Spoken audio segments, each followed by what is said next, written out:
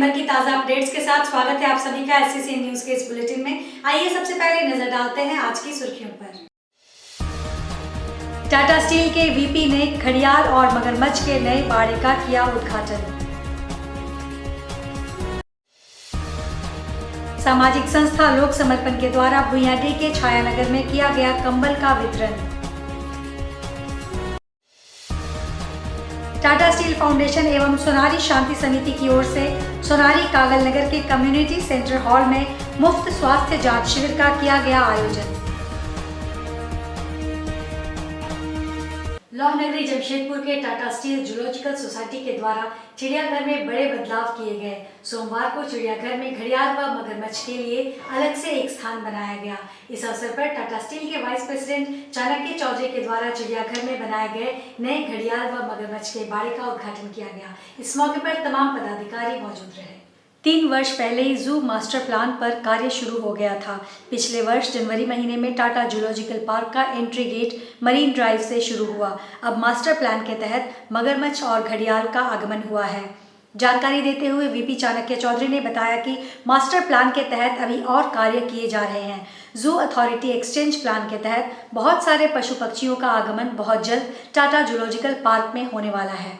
फिलहाल आए हुए घड़ियाल और मगरमच्छ को नए बाड़े में शिफ्ट किया गया है। साथ ही उन्होंने बताया कि सुबह के समय पार्क में आने वाले लोगों के लिए लेक के चारों तरफ ऐसी व्यवस्थाएं की गई हैं ताकि उन्हें पूरा व्यू मिल सके और जू के अंदर भी व्यवस्थाओं को मास्टर प्लान के तहत बदला जा रहा है, जिसका दीदार शहरवासी कर सकेंगे।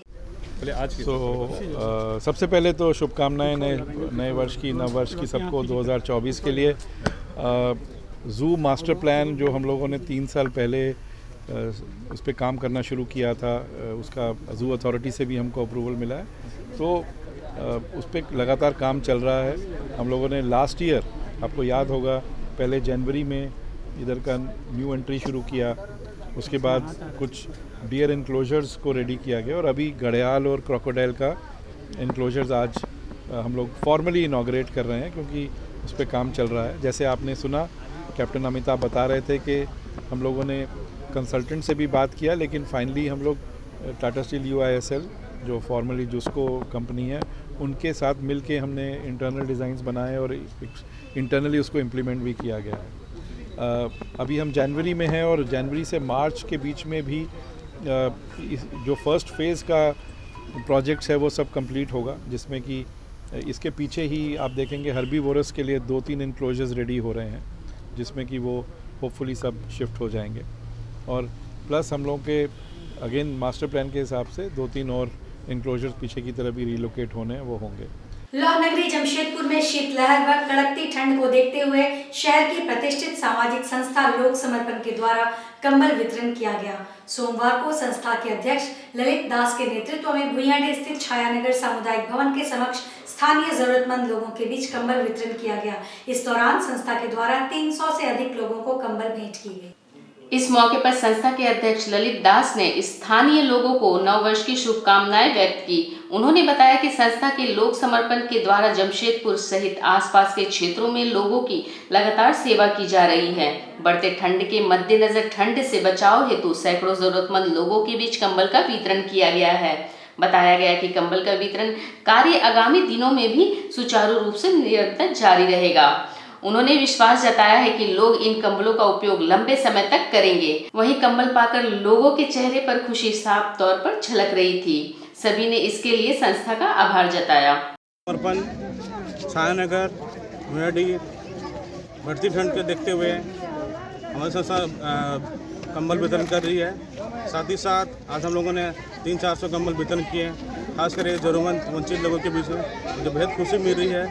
साथ ही साथ संस्था आगे जाके भी कंबल और वितरण करेगी अलग अलग क्षेत्र में जमशेदपुर में। और मैं आग्रह करूंगा, और भी संस्था है जमशेदपुर में, सोशल वर्कर है, कि गरीब के बीच में खासकर ठंड को देखते हुए कंबल या लकड़ी का वितरण करें। सोनारी कागल नगर के कम्युनिटी सेंटर हॉल में मुफ्त स्वास्थ्य जांच शिविर का आयोजन किया गया, जहां क्षेत्र के तकरीबन 1000 लोगों का मुफ्त इलाज किया गया। इस स्वास्थ्य शिविर में हड्डी से संबंधित, शुगर से संबंधित, आंखों से संबंधित रोगियों का मुफ्त में इलाज करवाया गया। यह आयोजन टाटा स्टील फाउंडेशन के द्वारा एवं सोनारी शांति समिति की ओर से किया गया, जहां लगभग 1000 गरीबों का मुफ्त में इलाज किया गया। इस आयोजन में तमाम विशेषज्ञ डॉक्टरों द्वारा गरीबों का इलाज और परामर्श दिया गया। इतना ही नहीं, जिन गरीब लोगों का रजिस्ट्रेशन हुआ उन लोगों का आगे भी मुफ्त इलाज संस्था द्वारा करवाया जाएगा। संस्था के लोगों ने जानकारी देते हुए कहा कि कोरोना काल के बाद भी कई बीमारियों से गरीब लोगों को परेशानी हो रही थी, जिसको देखते हुए इन गरीब लोगों का मुफ्त इलाज की व्यवस्था की गई है। संस्था ने यह भी जानकारी दी कि आज ही नहीं बल्कि इन गरीब लोगों का आगे भी मुफ्त इलाज संस्था की ओर से किया जाएगा। देखिए, एक राजनीतिक कार्यकर्ता और सामाजिक कार्यकर्ता होने के नाते अनेकों निःशुल्क स्वास्थ्य सेवा शिविर में जाने का अवसर प्राप्त हुआ है। कल मुझे डॉक्टर पात्रो साहब ने आमंत्रण दिया था।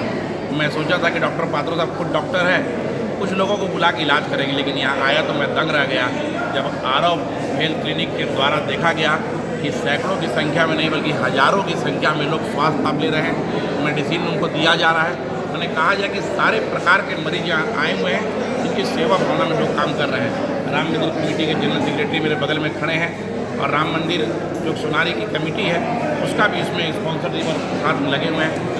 और टाटा स्टील फाउंडेशन के लोग लगे हुए हैं। निश्चित रूप से ये पुनीत कार्य के लिए 9 वर्ष के शुभारंभ में मैं तहे दिल से डॉक्टर पात्रो साहब और उनकी सारी कमेटी राम मंदिर कमेटी को धन्यवाद और साधुवाद देता हूँ। चिकित्सा शिविर लगाया है, शांति समिति सोनारी थाना उसमें इन्वॉल्व है और इस प्रकार के आयोजन से जो इलाज इन दिनों इतना महंगा हो गया है कि सभी लोग के पास से मुश्किल है।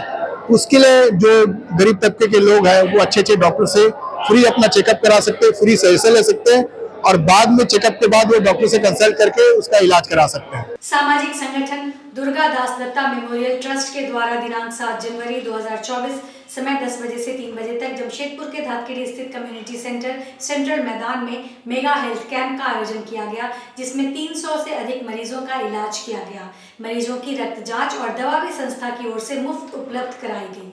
कैंप में जनरल फिजिशियन, स्त्री रोग, हड्डी रोग, शिशु रोग, नेत्र रोग, स्किन के 26 विशेषज्ञ डॉक्टरों की टीम ने अपनी सेवाएं दी। मेगा हेल्थ कैंप में स्वर्गीय दुर्गा दास दत्ता की 3री पुण्यतिथि पर श्रद्धांजलि दी गई। कैंप में 200 वृद्ध और गरीब लोगों के बीच कंबल का वितरण किया गया। जी, मेरा नाम सौरभ दत्ता है। मैं दुर्गा दास दत्ता मेमोरियल ट्रस्ट का अध्यक्ष हूँ।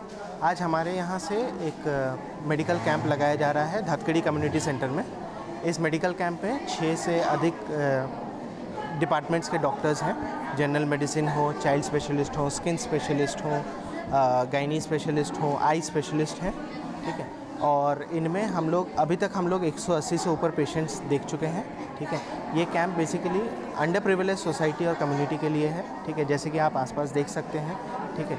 और यहाँ पे अभी हम लोग का टारगेट है कि हम लोग 300 से ऊपर लोगों को देखेंगे। जहाँ तक चैरिटी का सवाल है, और एक ऐसा चैरिटी जहाँ पे लोगों को और ख़ास तौर पे लो सोशियो इकोनॉमिक गरीब लोगों को आप डायरेक्टली अगर सर्व कर सकते हैं तो ये बेस्ट माध्यम है। तो हमने कोशिश ये किया है कि जो जितने साल हमने अपना मेहनत किया है, पढ़ाई की, ऐसे लोगों को सर्व किया जाए जिनको सही में इसकी ज़रूरत है। अमीर लोग दवाई कहीं से भी खरीद सकते हैं, बट जो गरीब हैं, जिनको दवाई खरीदने की सलाहियत नहीं है, जिनके पास पैसे की कमी है, उन वैसे तबके के लोगों को अगर हम सर्व कर सकें, उनको सही टाइम पे ट्रीटमेंट दिया जा सके।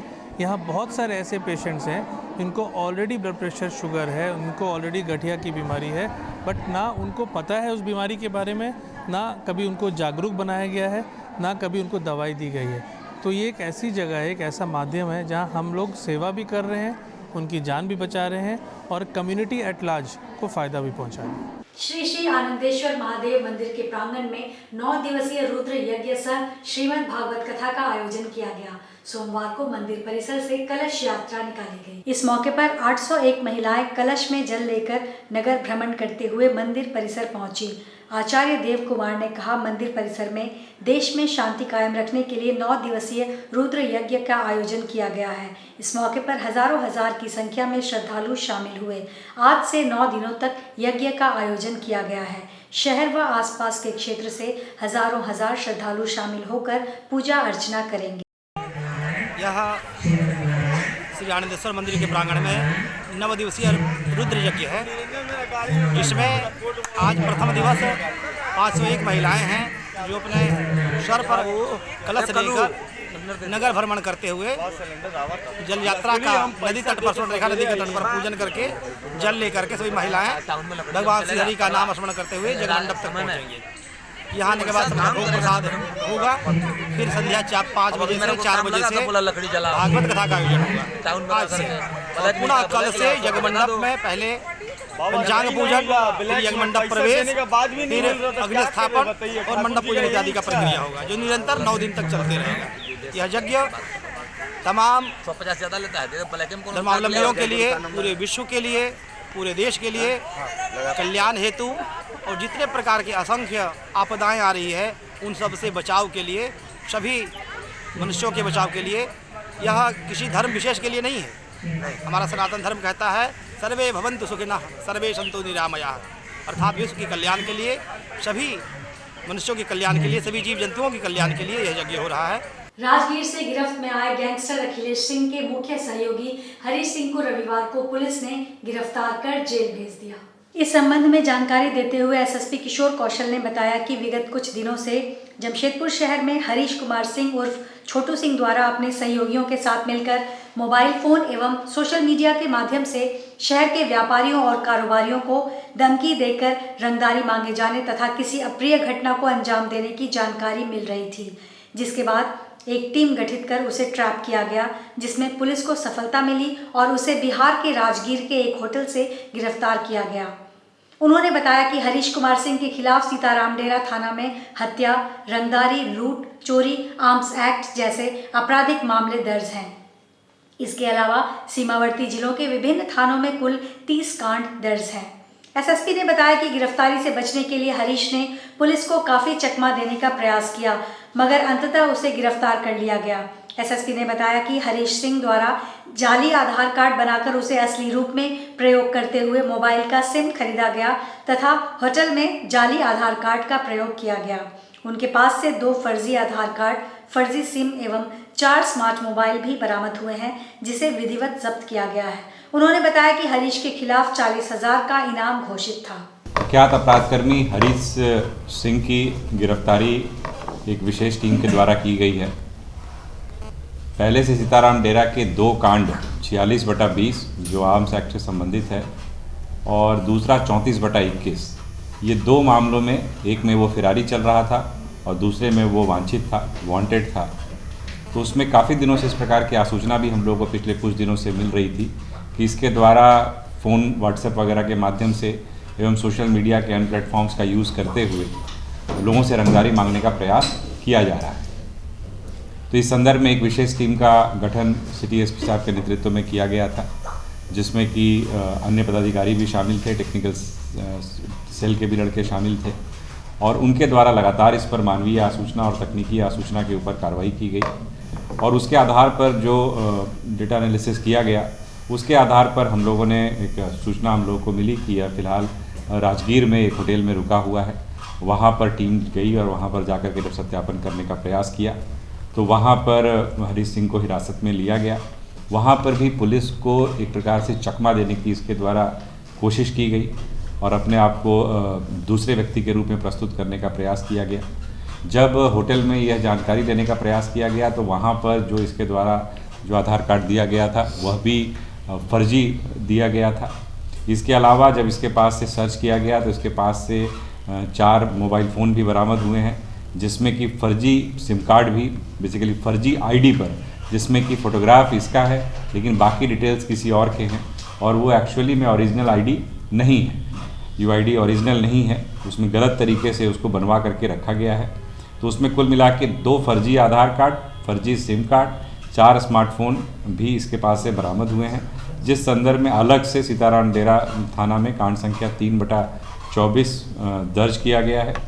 यह भी सर्वविदित है कि पिछले कुछ समय पूर्व माननीय डीजीपी महोदय के द्वारा इस पर 40,000 रुपये का इनाम भी घोषित किया गया था, क्योंकि यह एक कुख्यात अपराधकर्मी रहा है और इसके अगर आपराधिक इतिहास की बात करें तो कई चर्चित कांडों में यह संलिप्त रहा है और कुल मिलाकर के 30 कांड जो हैं इसके विरुद्ध दर्ज किए गए हैं अभी तक। और एक लंबे समय से ऐसा कह सकते हैं कि जमशेदपुर में एक तरीके से आपराधिक गतिविधियों में ये शामिल रहा है।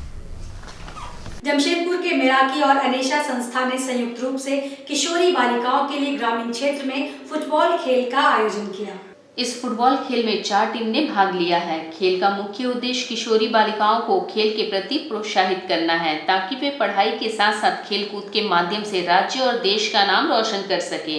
कार्यक्रम में मुख्य रूप से महिला थाना प्रभारी सुषमा कुजूर, पूर्व जिला परिषद सदस्य चंद्रावती महतो, मुखिया कानू मुर्मू, झामुमो वरिष्ठ नेता सुनील महतो समेत कई लोग मौजूद रहे।